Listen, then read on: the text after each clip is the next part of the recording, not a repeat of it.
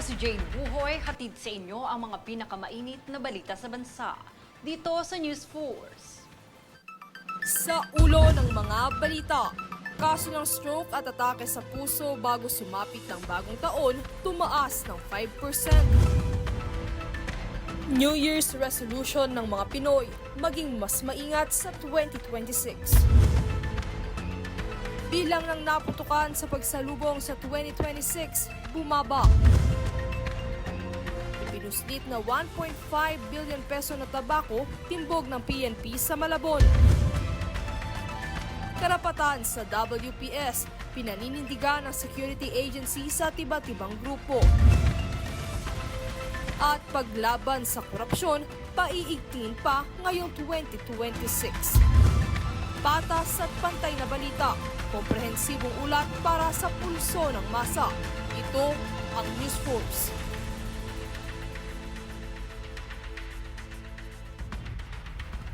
Sa samot-saring pinagdaanan ng mga Pilipino sa nagdaang taon, iba't iba rin ang kanilang layuning masimulan ngayong sumapit na ang taong 2026. Tunghayan ang ulat mula rito. Ngayong sumapit na ang taong 2026, maraming mga Pilipino ang nagsisimulang magplano para mabago ang kanilang buhay o mas kilala sa tawag na New Year's Resolution. Sa mga nangyari noong taong 2025, siguradong marami-rami ding plano ang madaragdag o mababago para makamit ng bawat tao ang hinahangad na resulta sa buhay. Noong 2025, ayon pa sa survey, isa lamang sa 5 Pilipino ang natupad ang kanilang New Year's Resolution. Pero ano nga ba ang New Year's Resolution sa 2026? Bawas na po sa sa mga masamang ginagawa, gaya ng pagsusugal. Gagawa bagong taon ito. Maging maayos na yung takbo ng parlor. Tapos yung good yun, yung kalusugan namin buong pamilya. Mag-iingat din sila doon sa mga lindol, ganun, safe ang ilang kinabuhi. Maging masaya, tsaka maging successful yung 2026 ko sana. Ngayon.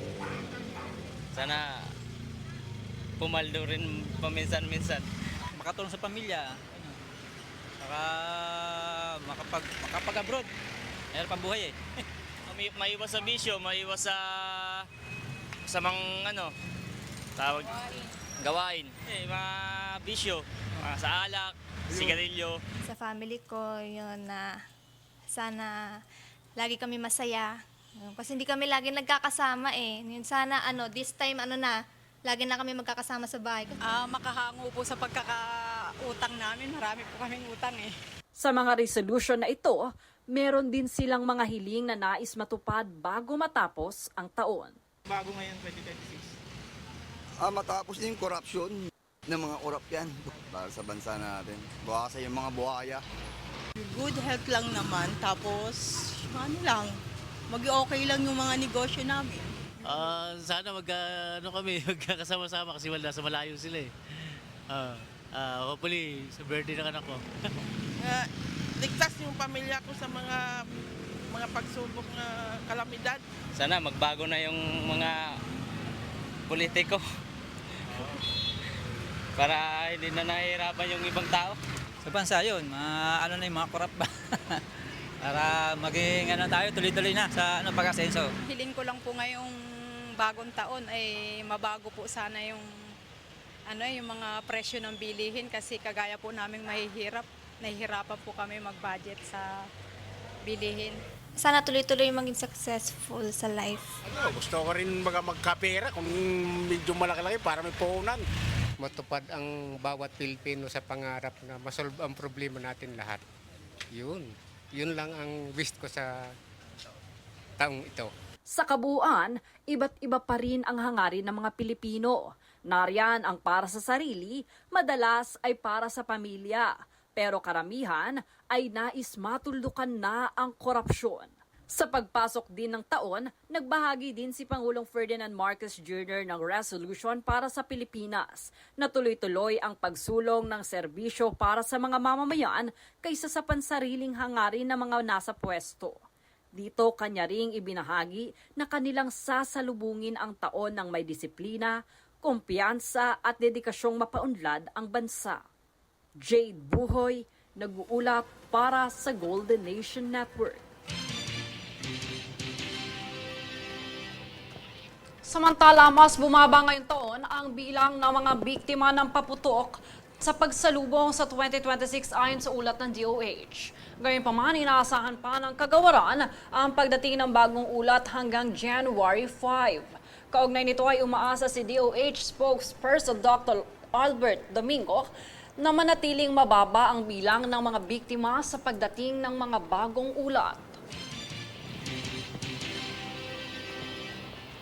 Tumaas naman ang bilang ng mga tinamaan ng stroke, atake sa puso at hika 10 araw bago sumapit ang taong 2026. Ang datos na ito ng DOH ay mas mataas ng 5% kumpara sa mga naitalang kaso noong 2024 mula December 21 hanggang December 31, 2025. Sa higit 200 kaso ng mga naturang sakit, 3 ang namatay sa stroke habang 2 bunsod ng hika.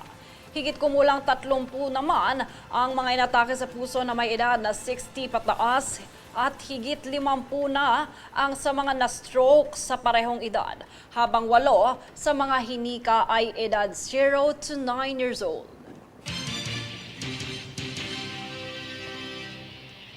Ibinahagi naman ni Vice President Sara Duterte ngayong pagpasok ng 2026 ang kanyang adhikain noong Setyembre na pangalagaan ang kalikasan sa pamamagitan ng tree planting activity sa Daraga, Albay. Ayon sa bise, ito ay bahagi ng programang pagbabago na layuning magtanim ng milyong puno para sa mga lugar sa bansa.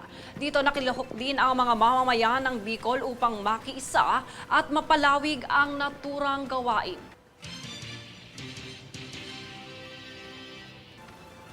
Sa iba pang ulat, naisimulan ngayong pagpasok ng taon ang paggamit ng Kongreso kaugnay ang Department of Information and Communications Technology o DICT sa blockchain technology. Dito kanilang naisiguraduhin ang transparency at proseso ng mga isinabatas na patakaran, gaya ng mga nabuong budget at mga panukalang inihain.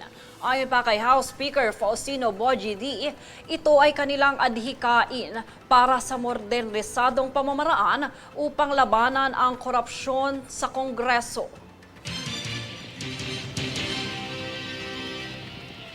Susunod sa News Force.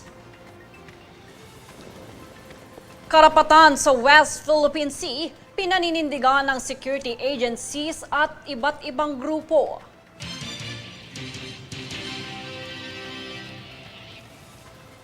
Ipinuslit na 1.5 bilyong pisong tabako, timbog ng PNP sa Malabon.